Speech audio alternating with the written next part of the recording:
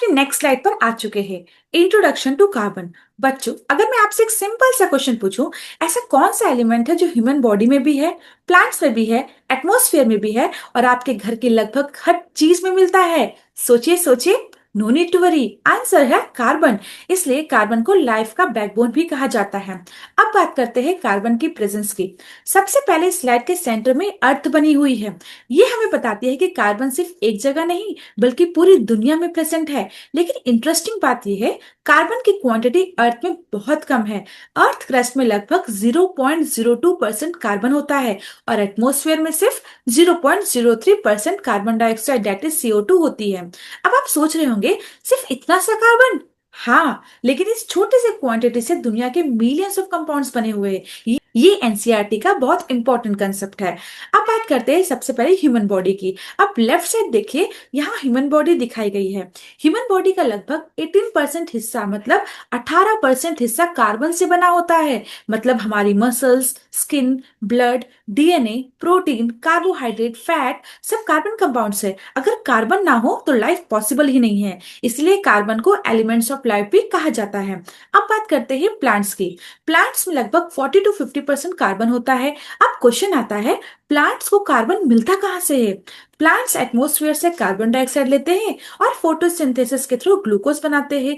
इसी ग्लूकोज से प्लांट्स अपना फूड और बॉडी बनाते हैं। ये पॉइंट बायोलॉजी से भी कनेक्ट होता है। अब बात करते हैं डेली लाइफ की। अब नीचे डेली लाइफ लिखा हुआ है, यहाँ देखिए। Plastic, pen, furniture, clothes, food, medicine, polymer सब कार्बन कंपाउंड्स है। इसका मतलब सुबह उठने से लेकर रात को सोने तक हम कार्बन कंपाउंड से ही घिरे रहते हैं। Mobile cover, toothbrush, soap, shampoo, perfume, cooking gas, petrol, diesel सब कार्बन कंपाउंड्स है। इसलिए कार्बन को मोस्ट वर्सेटाइल एलिमेंट भी कहा जाता है। अब बात करते हैं कार्बन की डेफिनेशन क्या है। अब नीचे डेफिनेशन लिखी हुई है, carbon is a versatile non matter. यहाँ एक वर्ड बहुत इंपॉर्टेंट है, दैट इज वर्सेटाइल। वर्सेटाइल का मतलब होता है जो बहुत तरह के कंपाउंड्स बना सके। कार्बन के पास एक स्पेशल एबिलिटी होती है कि ये बहुत सारे एलिमेंट्स के साथ बॉन्ड बना लेता है और इसी वजह से कार्बन के 10 मिलियन से भी ज्यादा कंपाउंड डिस्कवर किए जा चुके हैं और नए कंपाउंड्स आज ही बन रहे हैं। चलिए अब कुछ एनसीईआरटी के एक्स्ट्रा पॉइंट्स देख लेते हैं। अब कुछ इंपॉर्टेंट एनसीईआरटी पॉइंट्स जो इस स्लाइड में डायरेक्टली नहीं लिखे गए हैं। Point number 1 that is carbon का एटॉमिक नंबर 6 होता है। इसके पास टोटल 6 इलेक्ट्रॉन्स होते हैं। पॉइंट नंबर 2, कार्बन के आउटरमोस्ट शेल में 4 इलेक्ट्रॉन्स होते हैं। इसी वजह से कार्बन की वैलेंसी 4 होती है। इसी कंसेप्ट को हम टेट्रावैलेंसी बोलते हैं। इस चैप्टर का सबसे इंपॉर्टेंट टॉपिक यही है। अगले वीडियो में इसे डिटेल में समझेंगे। नेक्स्ट बात कर लेते हैं पॉइंट नंबर 3 की। कार्बन अपने जैसे कार्बन आइटम्स के साथ भी बॉन्ड बना लेता है। इस प्रॉपर्टी को कैटिनेशन कहते हैं। इसी वजह से लॉन्ग चेन, ब्रांचेस और रिंग्स बनती है। ये बोर्ड एग्जाम का फेवरेट टॉपिक है। चलिए कुछ रियल लाइफ एग्जांपल से समझते हैं। एक छोटे से एग्जांपल सोचिए, आपके घर में प्लास्टिक बॉटल है, टीवी है, लैपटॉप है, मेडिसिन है, पेट्रोल है, कुकिंग गैस है, ब्रेड है, राइस है, सब में कार्बन प्रेजेंट है। इसलिए कार्बन सिर्फ केमिस्ट्री का टॉपिक नहीं, ये हमारी लाइफ का पार्ट है। चलिए क्विक रिवाइज कर लेते हैं। देखिए, कार्बन अर्थ क्रस्ट में सिर्फ 0.02% है। ठीक है। एटमॉस्फेयर में 0.03% CO2 के फॉर्म में प्रेजेंट है। ह्यूमन बॉडी में लगभग 18% कार्बन होता है। प्लांट्स में 40 to 50% कार्बन होता है। कार्बन एक वर्सेटाइल नॉन मेटल है। कार्बन ऑर्गेनिक केमिस्ट्री से का बेस है। कार्बन ऑर्गेनिक केमिस्ट्री का बेस है।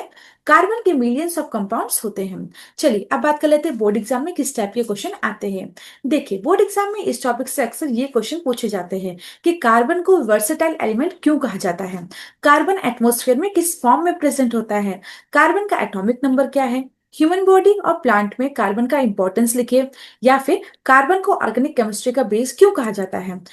अब आपके लिए 3 इजी क्वेश्चन है। कार्बन एटमॉस्फेयर में किस फॉर्म में प्रेजेंट होता है, ह्यूमन बॉडी में लगभग कितना कार्बन प्रेजेंट होता है, कार्बन को वर्सेटाइल एलिमेंट क्यों कहा जाता है। इन तीनों का आंसर कमेंट सेक्शन में जरूर लिखिएगा। अगर आज की ये एक्सप्लेनेशन आपको इजी लगी हो तो वीडियो को लाइक करिए, शेयर करिए और चैनल को सब्सक्राइब करना बिल्कुल मत भूलिएगा। अगले स्लाइड में हम कार्बन की सबसे powerful property that is tetravalency और कैटिनेशन को एनिमेशन और एनसीईआरटी एग्जाम्पल के साथ डिटेल में समझेंगे।